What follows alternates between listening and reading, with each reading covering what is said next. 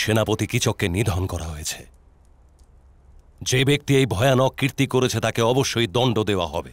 মহারাজ বিরাট, তাহলে পাণ্ডবদের ধরুন। সেনাপতি কিচকের বধ পঞ্চ পাণ্ডবী করেছে। পাণ্ডব বিরাট নগরে নেই, মৎস্য দেশেও নেই। ব্যর্থ আলোচনা করে নগরে ভীতি সৃষ্টি করার প্রয়াস করবেন না যুবরাজ। মহারাজ বিরাট, সেনাপতি কিচক পাণ্ডবদের অনুসন্ধানেই ছিলেন। আজ প্রাতঃকালেই সমস্ত বিদেশী ও অতিথিদের রাজসভায় উপস্থিত করতে চলেছিলেন সেনাপতি কিচক। এনার হত্যায় প্রমাণিত যে হস্তিনাপুরের অপরাধী আপনার রাজ্যেই অবস্থিত। মহারাজা বিরাট, আমরা তো কেবল নিজেদের অপরাধীদের আপনার নগরীতে খোঁজার অনুমতি চাইছি। অসম্ভব। আমি আপনাদের এরূপ কোনো প্রতিশ্রুতি দেইনি। যে দিয়েছিল তার মৃত্যু হয়ে গেছে, তার সাথে তার প্রতিশ্রুতিরও মৃত্যু হয়ে গেছে। অর্থাৎ আপনি পাণ্ডবদের পক্ষ নিয়েছেন মহারাজ, কিন্তু আপনি ভুলে গেছেন যে শ্মশানের পাশে ঘর বানায় তার আহারে চিতার ছাই অবশ্যই পড়ে। পাণ্ডবদের পক্ষ নিয়েছেন, কাজেই তার পরিণামও ভোগ করতে হবে।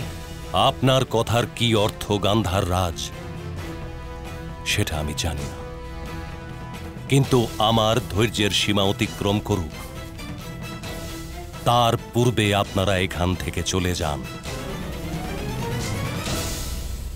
সৈনিক, এই তিনজনকে বাইরে ছেড়ে এসো। মহারাজ বিরাট, আপনার দুর্গের একটা একটা করে পাথর ভাঙবে। আপনার রাষ্ট্রের এক একটা প্রজার ভয়ঙ্কর মৃত্যু প্রাপ্তি হবে।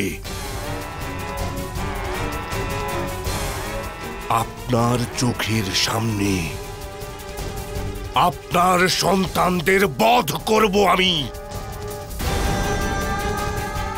পাণ্ডবদের বলবেন, যদি সামর্থ্য থাকে তাহলে আপনাকে রক্ষা করতে প্রস্তুত থাকে। অতি শীঘ্রই হস্তিনাপুরের সেনা বিরাটের দ্বারে আসবে। বিরাটের দ্বারে আসবে।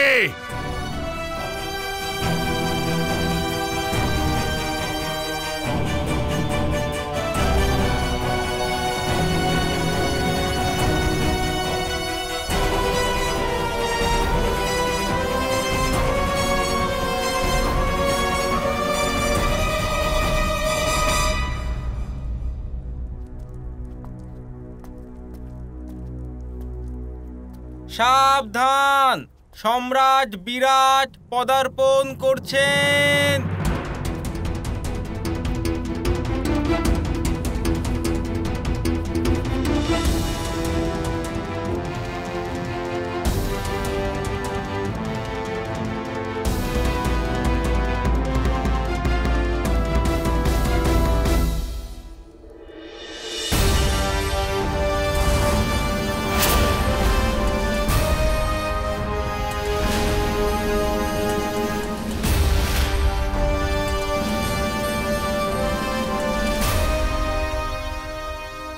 মহারাজ, মুক্তোর রক্ষণকারী ঝিনুকের মধ্যস্থ অংশ প্রকৃতপক্ষে মুক্ত অপেক্ষা অধিক উজ্জ্বল হয়। সেরূপ আপনার অন্তঃস্থল ধর্মের জ্যোতি দ্বারা উজ্জ্বল। আমার ধর্মজ্ঞানের অহংকার আজ আপনি খর্ব করেছেন মহারাজ। সম্রাট যুধিষ্ঠির, আপনি যখন বিরাটে পদার্পণ করেছিলেন আপনাকে রক্ষা করার প্রতিশ্রুতি দিয়েছিলাম, কিন্তু আমার পরামর্শ এটাই, এখন আপনার বিরাটনগর ত্যাগ করে চলে যাওয়াই উচিত। দুর্যোধন হয়তো নগরের বাইরে সৈন্য নিয়ে প্রতীক্ষা করছে। শীঘ্রই হস্তিনাপুর আমাদের আক্রমণ করবে।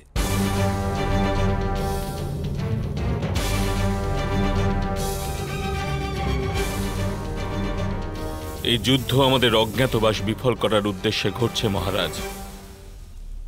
যদি আমরা প্রকাশ্যে আসি তাহলেই যুদ্ধ স্থগিত হবে। অসম্ভব। যদি আমার প্রতিশ্রুতি ভঙ্গ হয় তবে তা আমার কাছে পরাজয়। সম্রাট যুধিষ্ঠির, আপনি পশ্চিম দ্বার দিয়ে চলে যান। আপনার অজ্ঞাতবাস অবধি আমি দুর্গ সামলে রাখব। না মহারাজ বিরাট, আমরা নিজেদের ধর্ম ত্যাগ করতে পারি না। এই যুদ্ধ এখন কেবল আপনার নয়, আমাদেরও। আমরা এখানেই থেকে যুদ্ধ করব, আর যদি আমরা ধরা পড়ে যাই তবে তাকে ভাগ্য মেনে স্বীকার করে নেব।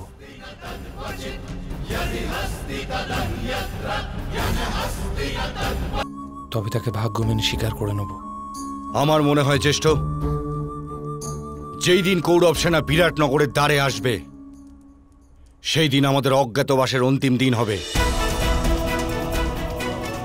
আমরা ছদ্মবেশে যুদ্ধ করতে থাকব। কেবল 4 প্রহর দুর্যোধন আমাদের চিনতে না পারলে বিজয় আমাদেরই হবে। অসম্ভব। এই যুদ্ধ হতে পারে না। মৎস্য দেশে হস্তিনাপুরের যুবরাজের ভীষণ অপমান হয়েছে পিতামহ, আর আপনি বলছেন যে যুদ্ধ হতে পারে না। আহ্বান ব্যতীত দেবতা কখনো যজ্ঞতে প্রবেশ করে না পুত্র। কোনো রাজা অথবা যুবরাজ বিনা নিমন্ত্রণে অপর কোনো রাজ্যে কদাপি প্রবেশ করে না। আপনি মৎস্য দেশে প্রবেশই কেন করেছিলেন যুবরাজ? আমাদের বিরাট নগরের সেনাপতি কিচকি নিমন্ত্রণ দিয়েছিলেন মহামন্ত্রী। বিরাটের মহারাজের আমাদের অপমান করবার কোনো অধিকার ছিল না। যদি এরূপ হয় তাহলে মহারাজ বিরাট হস্তিনাপুরে এসে ক্ষমা ভিক্ষা করবে, আর যদি উনি ক্ষমা ভিক্ষা না করেন তখন আমরা তার সাথে যুদ্ধ করব। এটাই পরম্পরা। আপনি কি কোনো প্রকারে সময় অতিবাহিত করতে ইচ্ছুক মহামহিম ভীষ্ম? আর আপনি যুবরাজ যে কোনো প্রকারে এই সময় যুদ্ধ করার পরিকল্পনা করছেন?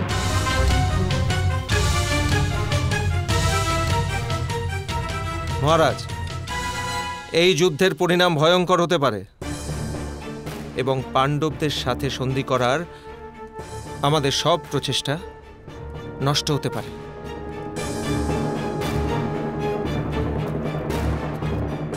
আপনি কি পাণ্ডবদের ভয়ে ভীত মহামন্ত্রী, নাকি পাণ্ডবদের প্রতি পক্ষপাতিত্ব আছে আপনার? এই রাজ্যের মহামন্ত্রী নিজের রাজ্যের অপমান সহ্য করার পরামর্শ দিয়ে যাচ্ছে। এটা কেবল আমার অপমান হয়নি, আপনাদের সবার অপমান হয়েছে। এই সমাজ কেবল তাকেই সম্মানের অধিকার দিয়ে থাকে যে নিজের সম্মান রক্ষা করতে পারে পিতাশ্রী। আগামী দিনে সময় বলবে যে হস্তিনাপুর দুর্বল হয়ে গেছে, কারণ সম্রাট পাণ্ডু রাজ্যের ত্যাগ করেছে আর নিজের অন্ধ ভ্রাতাকে সিংহাসনে বসিয়ে রেখেছে। মৌন থাকো দুর্যোধন। পর্যাপ্ত বলে ফেলেছ তুমি। সভাসদগণ, দুর্যোধন যথার্থ বলেছে। যুদ্ধ তো অবশ্যই হতে হবে। মহামহিম,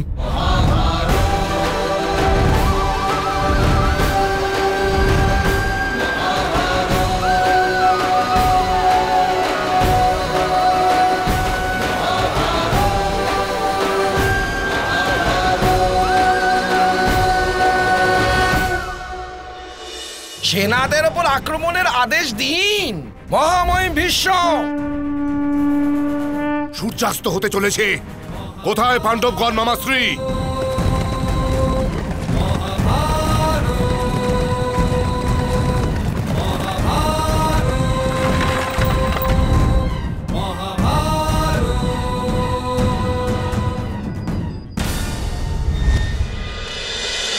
মহাভারত।